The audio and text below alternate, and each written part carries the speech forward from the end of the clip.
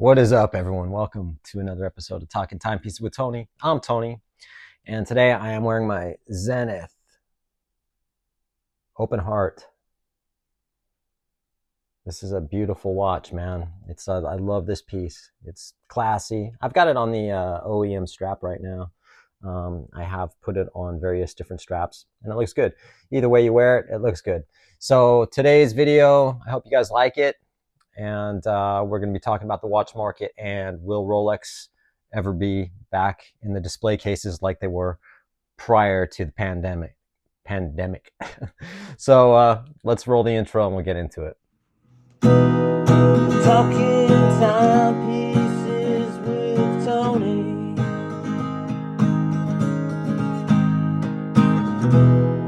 Talking timepieces with Tony. All right, so today's video is going to be kind of different. It's stemming from a question that I got. I've been planning on doing this video anyway, kind of, from one of my viewers, HBMEX1928. That's Al. I hope you don't mind me saying your name. And I have a question for you. Do you think the Rolex retail market will ever get back to how it was years ago? Meaning where they actually have watches for sale in the case, maybe even offer discounts on watches again. Thanks. So based off of that, there's just more to it than, Rolex being available in display cases.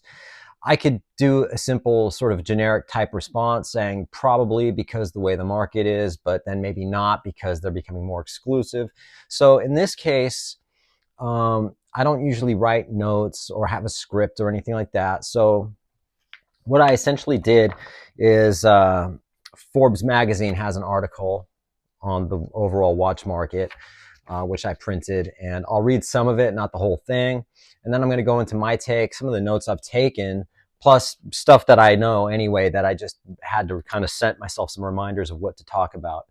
So first and foremost, a lot of people have very, very, very short attention spans or memories, so to speak.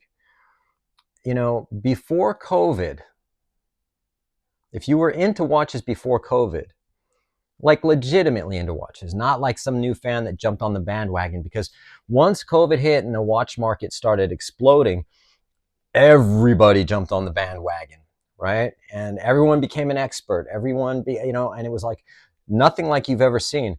And then also with, the Omega Moon Swatch that came out that created like mass hysteria, something like that wouldn't have happened prior to COVID.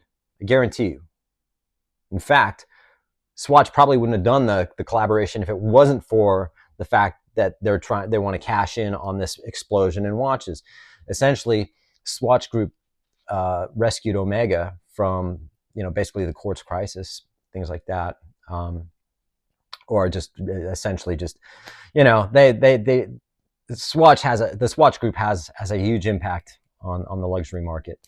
And again, the Swatch came out. And then, of course, what was happening is, everybody was jumping on this watch roller coaster train, whatever you want to call it. That's why you had 100 freaking YouTube channels that just popped up and everyone became a gray market dealer. Of course, 90% of those channels aren't there anymore, but everyone was cashing in. There's a lot of greed involved in this, and it's just got nothing to do with the fact that Rolex aren't available in the display cases. So before COVID, you could walk into any Rolex AD and buy almost anything you wanted. Submariners, you would still have a little bit of an issue, with the weight. Daytonas, no. But that's also another reason how the watch industry exploded was the Paul Newman Daytona that auctioned at, I think, $14 or $15 million, however much it was. It was a lot of money, right?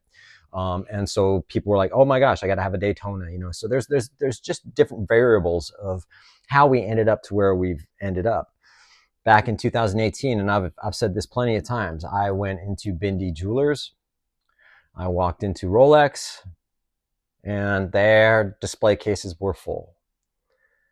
And at that time, I bought a 36 millimeter Datejust Jubilee bracelet, fluted bezel, No, smooth bezel. And I got I believe it was a 10% discount on it. So at that time, the watch retailed at $6,750. So it would have been over $7,000 walking out the door, but I got the watch out the door for $6,750. Back then people bought watches because they loved them, and there wasn't a whole lot of places you could just sell a watch. I mean, there were, of course, there's always been jewelry stores that sell second-hand watches and things like that, but not like now where, you've had to pick your place where you want to sell it. You know what I mean? There's a lot of secondary places that buy watches now that weren't around then. And it also came from not just Rolex. The pandemic didn't just affect Rolex. It's every brand. I mean, you couldn't, if you were lucky to get anything when you walked into an AD, whether it be a Breitling or whatever, you still get Breitling and Tag Heuers. But, it was, and you wouldn't get the discount like even now you can get the discount, 20-30% on some. Like one of my viewers got a Breitling Navitimer with 30% discount. You wouldn't have got that back in the pandemic days, right? But as they say, what goes up must come down, right? And in this case, the overall market now, I'm going to go with some of the notes I've written. Okay, so the Swiss market has completely nosedived, and the exports have declined over 12% in the last month, and has been a consistent downturn since 2023. And according to the Federation of the Swiss Watch Industry, the sharp decline in demand are basically two key markets: China, which was 50%, and 34% in Hong Kong. Overall, keep in mind, China were about 1/3 of the luxury market, not just watches, but overall, whether at handbags or whatever else. The Chinese cherish luxury items, but based on the economic sort of downfall that's happening, they're holding off now. They're not spending their money like they were. Before, they were buying everything. They love that shit. We all do. But in this case, China now are keeping their money. They don't know what's going to happen. No one knows what's going to happen in the actual overall what's going on in the world. And then what had happened during the pandemic, a lot of these watch companies in general, they almost took it for granted, like, okay, this is the new standard. Whatever comes up as fast as it does is going to come down even harder. The slow growth is is how things maintain. When everything just explodes up. Look at crypto coins. It explodes up, and then it crashes harder than it's ever crashed. People go, well, I don't understand. What happened?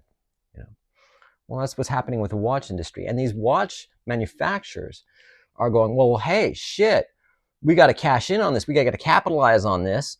So let's increase production as much as we can, hire more people, increase production. Oh, and by the way, let's raise our prices. JLC, who are the prime culprits, and 40% jump up in prices. And you're wondering why your watches aren't selling right now. Just saying. So in 2023, the demand declined. China dropped by 13%. And again, China has driven the luxury market. And the wealthy Chinese are scaling back their spending. And people are scared. They're scared to spend their money. So another aspect of this is the gray market, right? Now, I explained in the video I did last night about Joma Shop, or being like, they're probably the biggest gray market dealer in the industry, and they have been for a long time, prior to pandemic and all this stuff. They've been around for quite some time, and you get some serious discounts, right? But keep in mind, prior to the pandemic, again, people weren't paying attention to the watch market like they do now. If you wanted a watch, you went and bought a watch. If you wanted to buy a used watch or a new watch at a discount, you might go to Joma Shop, or you might just buy it somewhere on the secondary market, like a jewelry store that had second-hand watches or whatever. but not to the extent of what we are doing now, and why a lot of YouTubers are talking about all this stuff. I've never been one to put graphs up and this and that and this and that, right? But see what else I got here. When you're looking at, okay, so I guess on the secondary market, Rolex have dropped by about 50%. But keep in mind, when the pandemic went up, Rolex, say, were 1.5 times, say, the retail price. So dropping 50%, you still have 100%, like if you're buying a Batgirl or a Pepsi or whatever, what I guess I'm trying to say is the overall watch market is still very healthy. People are taking the pandemic numbers and using that as the solid gold of what they believe, right? But what people are failing to realize is that prior to the pandemic, the watch market wasn't that good at all, but it was just doing what it was doing. The Apple Watch was a big part of the decline of wristwatches as well, but when you get that much of a boom, those watches go up. The secondary market gets flooded with these watches. And you could sell even Cartier at a profit at one point.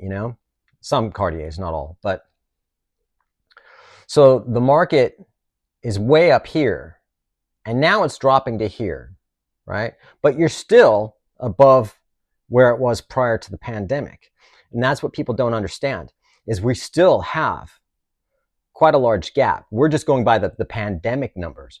So all these manufacturers that have increased their production, now that they're putting more product on the shelves, yet now nobody wants them because now people are holding on to their money.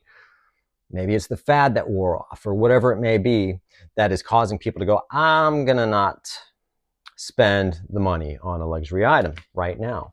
So let me go to... Here we go. This is out of Forbes magazine. Overproduction is a growing issue for the industry. Johann Rupert, the chairman of Richemont, which owns IWC, Cartier, Vacheron Constantin, expressed concern over global demand in a note to stakeholders of the company's annual general meeting, called for luxury watchmakers to reduce production due to a downturn in demand for high-end timepieces, stating, global demand for the watches has gone past the boom and urged caution in pursuing volume. Because by doing that, you're cheapening all these other brands. Like, for instance, you take Breitling and getting a 30% discount. The watches, it's flooded with those. There's no real demand for them. And now there's an overproduction of them, and there's too many of them on the market. Where do those watches go? Gray market. Discounts at the AD. You're cheapening a lot of what you're selling, right? Despite the gloomy message, there were some positive aspects to the latest export figures outside of China and Hong Kong. Now, this is good news. Demand for luxury watches seems to be improving. Notable increases were in the United States by plus 7.6%. So we've gone up even more for luxury brands overall. I'm not talking about secondary market. Japan is up 14.4%. Singapore up 9.3%. And United Arab Emirates, of course, Dubai, Europe, 26.9%, Italy, 17.6%, and South Korea, 14.2%. So it's looking positive. It's coming up again, right? The watch market isn't dead. However, the secondary market is getting hit pretty hard. So I wanted to go here to Jean-Frédéric Dufour from Rolex, CEO of Rolex. Summed up the situation earlier this year in an interview with Swiss newspaper NZZ. A phase in which all manufacturers were doing well is coming to an end. That's pretty hard to hear. It's coming to an end. He said, in good times, too much is often produced. When the market weakens, as it is in the case now, watch dealers come under pressure and respond with discounts. Dufour added, discounting the retail level to bring in new demand is adding to the margin pressure for Swiss manufacturers. So there's some push and pull with everything. And, the bottom line is that a lot of watches are becoming easier to get. a lot of now, again, also, and I've said this a million times too, once with all the flippers that were, flipping watches, getting all the watches, and people that weren't even interested in flipping became flippers because they realized that they could get a Daytona and they didn't really have any desire for it, but they're like, oh, hey, let me talk to the wife. I can get this Daytona and sell it for $30,000 or whatever, however much it was. And everyone just became a flipper. The market now, secondary, is just saturated with Rolex, Patek Philippe, AP, and now like brands like AP, they're all dropping below retail on the secondary. Certain Pateks, as you know, with even in some APs, of course, Patek, Rolex are still selling over retail because there's still a demand for those watches even on the secondary market. Now, with Rolex, let's just take a look at overall with the overall luxury market, right? We're talking about the fact that there are still a lot of very wealthy people, a lot of people with a lot of money, that the economy is not affecting them financially like it does for like most of us, for instance. They can get whatever watch they want. It's like whether it's hard to get or not hard to get, they can still get watches and they can still afford the watches.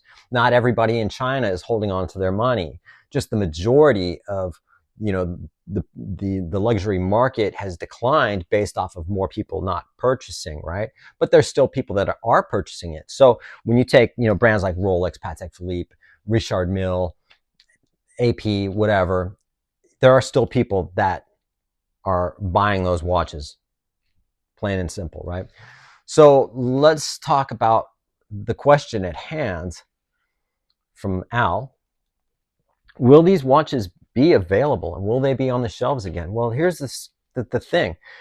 Because of the change in the world in the last few years, nothing's going to get back to normal, or what we call normal, us people like before COVID. You've got everything prices have increased, whether it's fast food at the grocery store. Minimum wage in California has jumped so high now people don't want to even work. There's a lot of laziness. But when it comes to watches, there's still exclusivity, right? So what the problem with Rolex is, and when I've done this before where I say people bitch about not being able to get a Rolex, and why are they spending so much time bitching about not being able to get a Rolex, but they don't ever mention Patek Philippe, brands like that. The thing is, Rolex were always that sort of, if you work hard enough, save your money, and you did well, that Rolex would be your prize, so to speak, right? It was more of like a working man's luxury watch that was within reach of a lot more people than, say, a Patek Philippe, a Vacheron Constantin, AP, Richard Mille. And that is where a lot of this stems from too, with people saying, hey, I have the money to buy a Rolex, yet I can't buy a Rolex, right? So you have brands like Tudor. Okay, now keep in mind, let's go back to Rolex for a second. I apologize. With the overproduction, right, you still have Rolex making, say, 1 million watches a year. It might be 1.5 million watches a year. And there's that overproduction, like saying Breitling. There's other brands that were just overproducing, right? But with brands like Rolex, the demand still outweighs the supply. It's still a supply and demand thing. Oh, you can say I'm full of shit. I don't care. But Rolexes are more readily available than they were 2 years ago, for the most part. And on top of that, Rolex are building another facility. So are they going to overflood the market to the point where, you can get anything you want? Because guess what? You could get anything you wanted just not too long ago, apart from a Daytona. So the whole interesting thing that happened with COVID was manufacturers shut down. They stopped making watches. Nothing was coming in. Then it started opening up and watches started trickling in. And even during COVID, I could tell you that Bindi were getting just as many watches as they were prior to COVID. And he broke it down for me about how many watches they get as to how many sales reps there were, but the demand was just absolutely insane. Rolex in general, regardless of what you think or anybody else thinks, have become more exclusive. Well, Rolex is not an exclusive brand. Fuck Rolex. They're overproduced, hype, whatever. I don't care. It just that's just what it's become. Whether you like it or not, that's where it is. They are more exclusive. Tudor has come into that position, kind of like how Rolex were many years ago. They are obtainable. They're within reach. But because we don't know exactly where the world is going right now, our Rolex, back to Al's question, are they going to be back in the display cases? Also depends on what part of the world are you in. Because if you look at, there's a channel I watch called the Dubai Expat. Actually, I really like that channel. You never see the dude's face, but he's just and he travels and he'll go to different ADs, and he's been to ADs where nothing's available and got treated like shit, and then he went to another AD and there's this watch, this watch, this watch, and this watch available for sale right now. So when it comes down to it, it's some of the watches that are in the display case that are available, maybe a date just, maybe a day date, maybe you might get lucky and get an Explorer or a Submariner. But are they going to put those watches back on the shelves? Not unless something major happens to where they go, we have to unload these watches, because the demand is still really high, right? A lot of people now are still turning down watches, but that are getting the allocated or getting the phone call because they just lost interest because they were just sort of jumped on the bandwagon for a minute, and now they just realize they don't really want it in the first place. They never did. They just thought they did. Fear of missing out. So you're going to see more watches in the display, I think. But I don't think it's ever going to get back to where it was. And if it does, good, but I don't think it will. And I think they're trying to make Rolex is still going to be held at a little bit higher echelon than they had been in the past. I don't think that, they're not Patek and they're not Vacheron Constantin. I mean, you get some Vacheron Constantins, but you know what I mean. So to answer that question, I do believe it's going to get a little bit easier, but I don't think we're ever going to get back to where it was. Only time's going to tell what's going to happen. And I hope that they'll be back on this, in the display cases, because back in even prior to the pandemic, when they had all the watches, they were still selling Rolex every day. People were still buying Rolex. It just wasn't the hype like it is now, So the majority of the people that jumped on that pandemic bandwagon will go, well, now it's available. I can just pick one up anytime I want. And then they most likely won't pick one up, Whereas people like me are like, cool, I'm going to go buy a Rolex today without any thought and go buy a Rolex, because you could do that back then. Can't do that now. But so I'm hoping this helps, and I hope this answered your question, man. And I'm sorry for the long video, but I don't know. Just wanted to do it. Thank you.